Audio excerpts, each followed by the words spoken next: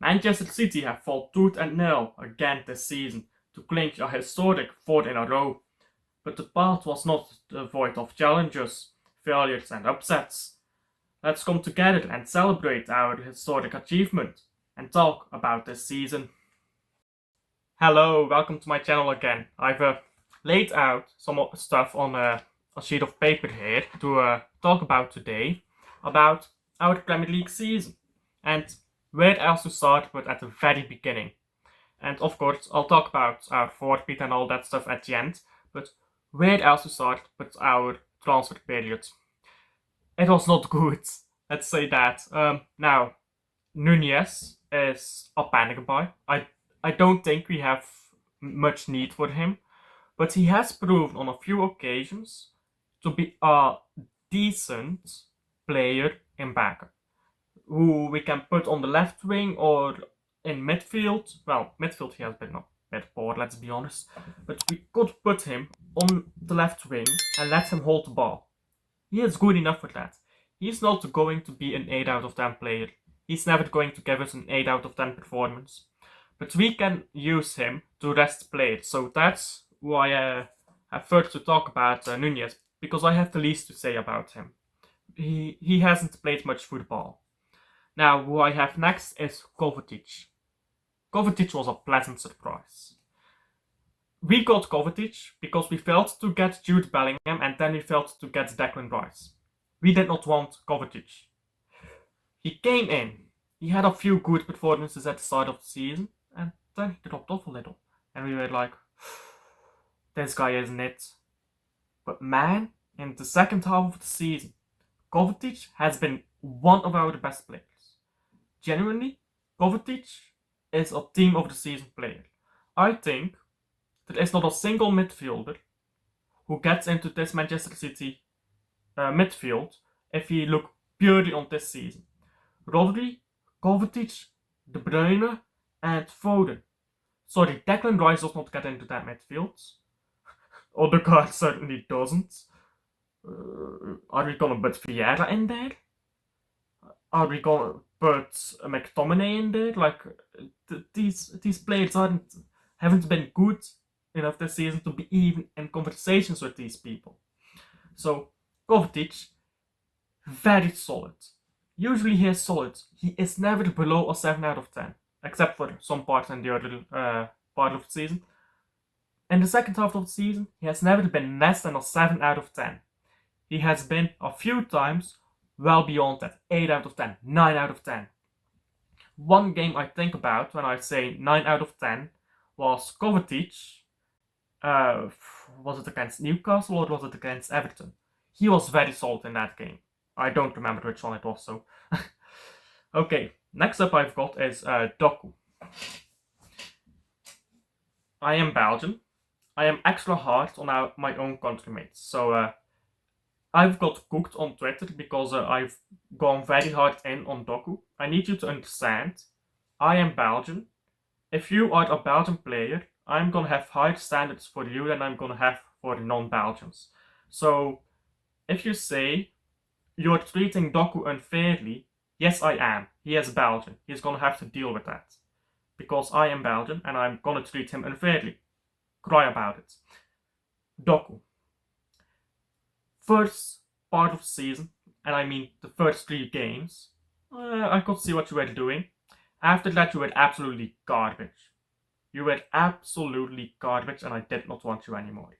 I was happy when they announced Savio coming because I was like, we could be selling Doku here. At the very end of the season, however, he has turned it around for me.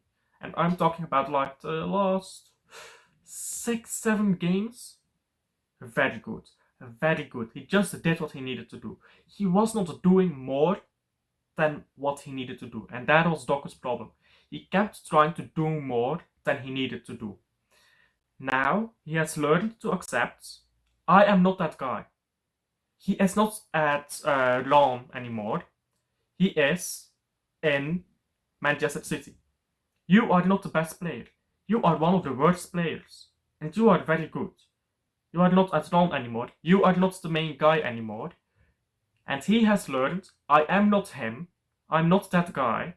I'm gonna have to step aside and play for other people in this team if I want to win trophies with this team, until I either prove that I'm that guy or until I leave this club. He has fixed himself up. He has stopped trying to be that guy. He has started doing exactly what Pep wants him to do. That is why in the last few games I am very happy with Doku. I think it's too soon for me to judge Jeremy Doku, so I won't. I'll leave him be. And I'll judge him next season. I'll say next season what I think about Jeremy Doku. So, that's him talked about. And lastly, Vardiol. Now, I know a world-class defender when I see one. From day one, I said, this guy is world-class. There were people doubting him. What for? Eh? Because a central defender, like a centre back, can't cross a ball well? No shit he can't. He's a centre back, not a winger. But that is where he has often been played. And you know what? Now he's even doing that fine. He's cutting inside, he's scoring. He is like Gundogan. Not the same quality, but clutch goals. Solid defender, and he will only get better. Because something that is different with strikers and defenders is defenders have their prime later, as defending is less, or defending is more experience based than attacking. So for a defender to be this good at such a young age, that is truly special. You will see when he is older, like most defenders have their prime at like 28, which is called late. Most strikers have it at 25. You will see when he gets older, he will be that guy. He will just be next level. This season he has been class. One of our best defenders. Certainly our most clutch defender, bar none. I'll be reluctant to give him best defender just yet, but man, he is close. He has impressed me this season, and I wanted Guardiola for quite some time. I wasn't desperate for him, but I wanted him. I am so happy that we have him at Manchester City. He is going to be a great signing for us. Now, about the season itself. Not the transfer window, but the season itself. Well, I guess I could say our transfer window wasn't good enough. We got weaker as we let go of Gundogan and Mahrez and didn't adequately replace them. But outside of the transfer window, we go on to the bad first. I want to talk about the bad things first. And the first thing I want to talk about, and I'll get my tactical pad here. Let's see. There you go. I hope you can see that. This is one of the ways we played without Kevin De Bruyne. This was when Kevin De Bruyne was injured. Now, Grealish was injured for most of that too, so you should really say Alvarez playing on here or Doku. Where is Doku? Oh, here he is. Yeah, it was usually Alvarez or Doku playing over here. Or Alvarez playing in midfield, which I'll talk about that later. Not too much at once. And the problem we had is John Stones was injured as well. We replaced him with Akanji. Now, a problem with that is what won us the treble last season was a box midfield. So 2-2 midfield, double pivot and 2 attacking midfielders or central midfielders, whatever you call it. That's what won us the treble. As you can see, we only have 3 midfielders here. Where's the box? Well, John Stones was stepping up into midfield and creating that box. We did not have John Stones, unfortunately, because he was injured for the most part of the season. So instead we were trying to create that box midfield by having Alvarez become a midfielder. That did not work. Or by having Silva drop into midfield, or Foden, they swapped positions all the time. By having Silva drop into midfield and play something like this. This way we got our box midfield. Now, we would push up Doku to be winger. We would have this back line and this back three. And our right winger was Kyle Walker. this did not work out one bit. And I understand why Pep tried to do it. He wanted that box midfield, because that box midfield has been so good for us. And I can show you why it's been so good for us, because let's take the players who ended up playing the final day. It was Gvardiol. I think Doku played, correct? Yes, I think so. And it was Foden and De Bruyne, with Silva dropping more deep into the midfield here. Or not Silva, Foden, I mean. And who was stepping up into midfield? Well, none other than Gvardiol. And now we had this back three like this. So here we had Walker in a defensive position. He was terrible going forward. We can't blame him for that. He's not an attacker. In this back three he performed much, much better. And this is how we created a box midfield against West Ham. But what we often did was we pushed up Gvardiol and had Grealish, it was usually Grealish or Nunez or Doku, drop into midfield. That's what we did. And this worked a lot better. Gvardiol's attacking something, that's a fucking central defender. Doing that as an attacker. Unbelievable. Unbelievable. This is how we created our box midfield. So I understand why we had Walker pushing up. It just didn't work. And Pep should have known it won't have worked. Because that's just not one of the qualities of Kyle Walker. Now, one thing I'm very disappointed about is no Rodri backup. Rodri played too much this season, which is why we went out in the UCL, the Champions League, early. If we had a Rodri backup, Rodri could have rested a few games, and we would have not conceded 3 goals against Real Madrid. Rodri needs a backup, but we'll talk about that later. Now let's talk about the good things this season. Our players absolutely stepped up when they needed to do. Oscar Bob, that goal against Newcastle. Oh my days. Kevin De Bruyne comes back from injury. He was deep. That guy, yeah, he was deep. He was feeling it. He was done after that Burnley game. He came back, scored, crucial assist. Guess who's back? It's Short King. Premier League is shit. I'm that good. That's what Kevin De Bruyne did. Unbelievable. Our players have stepped up. Even Haaland. People don't want to acknowledge Haaland in big games. But Haaland against Spurs, for example, against Fulham. We did not get past that Fulham game, by the way, without Haaland. He was absolutely outstanding. Even against West Ham, some good passes and stuff, which got us our first 2 goals. Or, I think it was our second goal. Haaland created that chance. Haaland has got some real good improvements as well from last season in build-up play. There's this myth that he hasn't been scoring as much, and I've got a more detailed video on that I released like a few minutes ago or an hour ago or whatever. Go watch that if you want a more detailed explanation. But short answer is no, Haaland did not have a drop in finishing. He had a drop in good chances. Last season we had Gundogan, Mahrez and De Bruyne creating those great chances for Haaland. Now it was Foden and who else? Like De Bruyne when he got back. That is only half a season, and that was when Haaland just came back from injury. So Haaland, he has improved this season. Don't let stats deceive you. He has improved in every metric except finishing. Finishing was a little bit poor, but it's not like it's absolutely horrendous, like some people try to make out. Then, Foden. Let's talk about him. Phil Foden. My brother, and I don't understand this, my brother does not like Phil Foden. Oh, one day he's good, the other day he's bad. He was a 19-year-old the last time you watched him play, mate.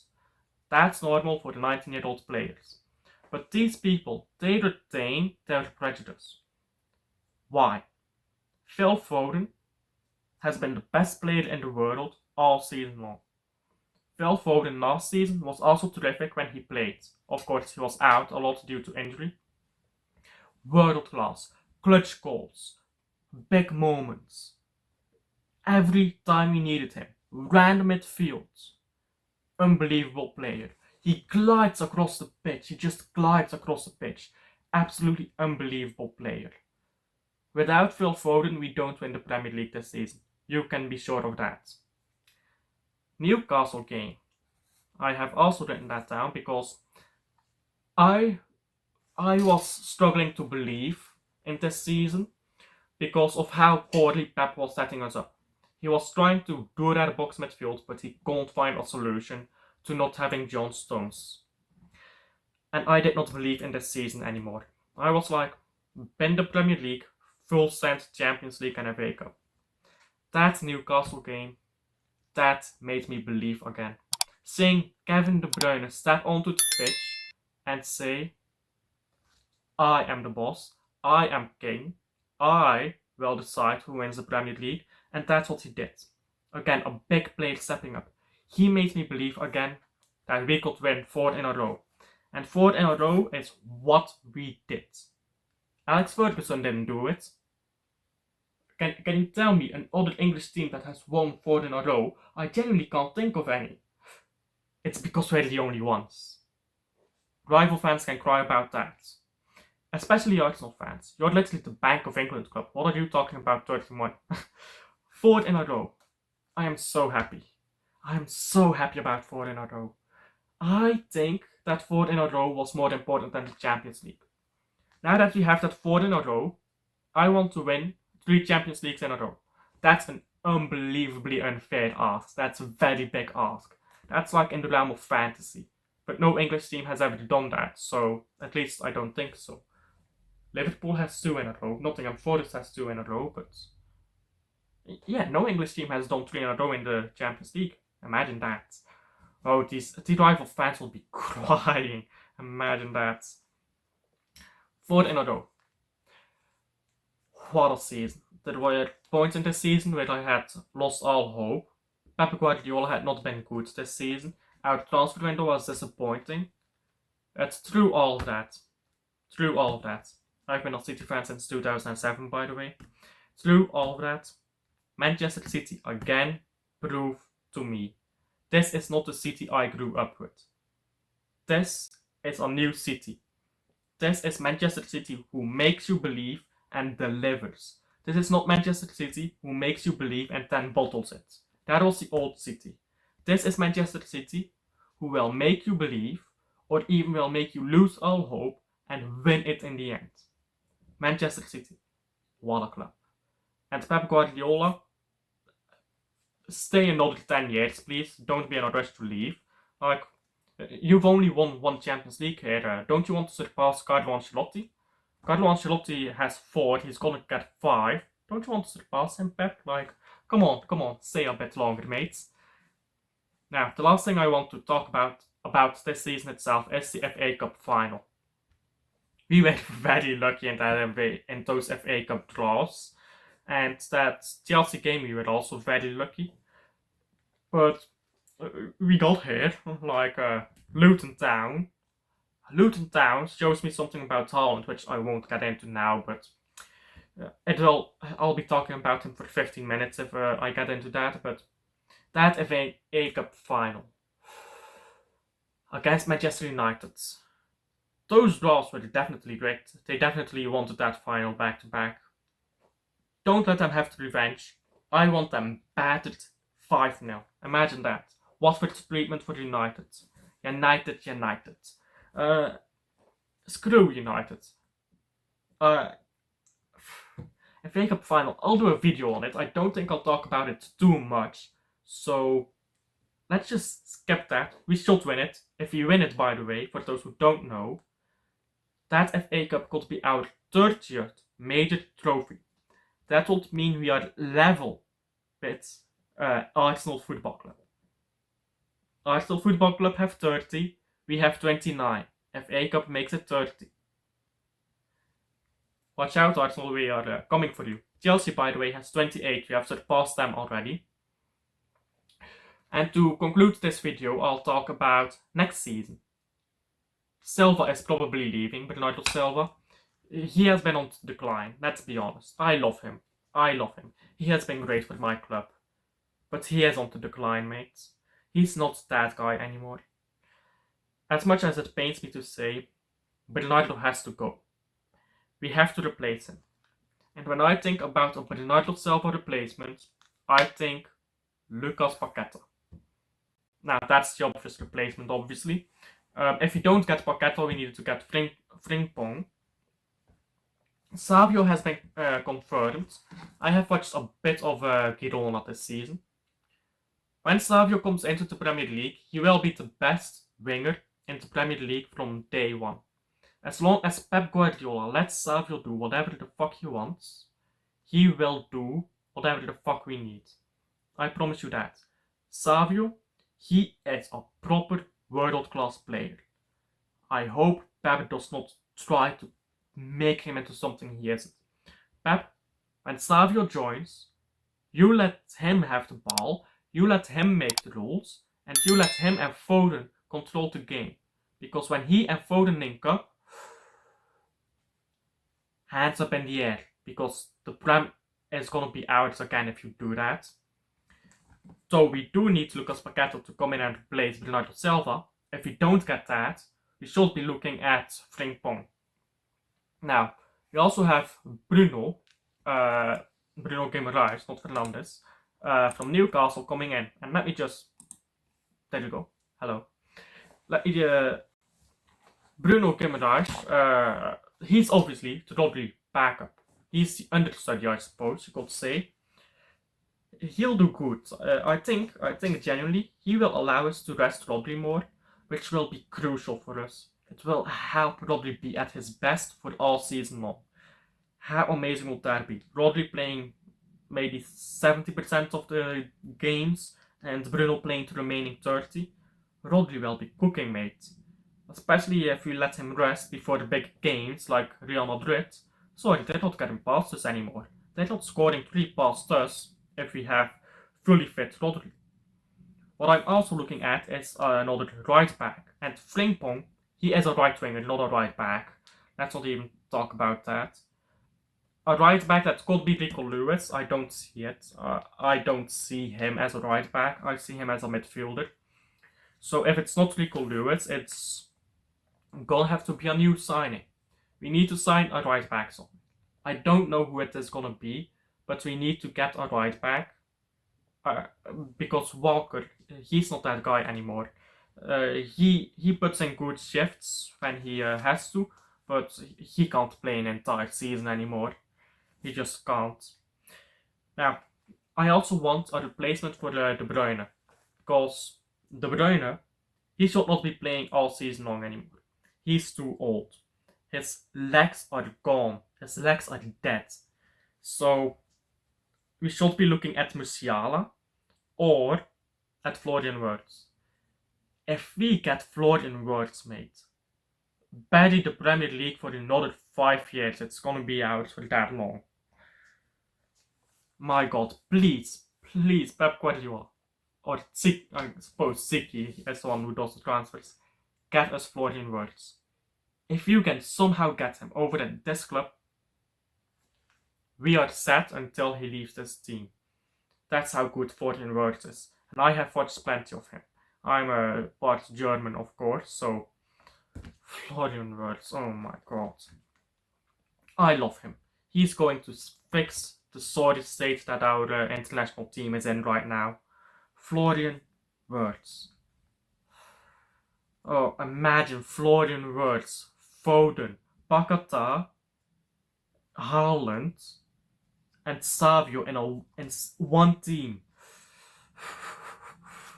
That's a Galactical team right there.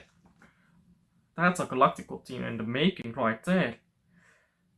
That's one hell of a team you got cooking up then. And to bring off the bench, Jeremy Doku. Off the bench. Imagine that. Anyhow, that will be all for this video. Thank you so much for watching. Please do like and subscribe. Leave a comment down below. You know the drill. I'll see you in the next one, which is probably an FA Cup video. Bye.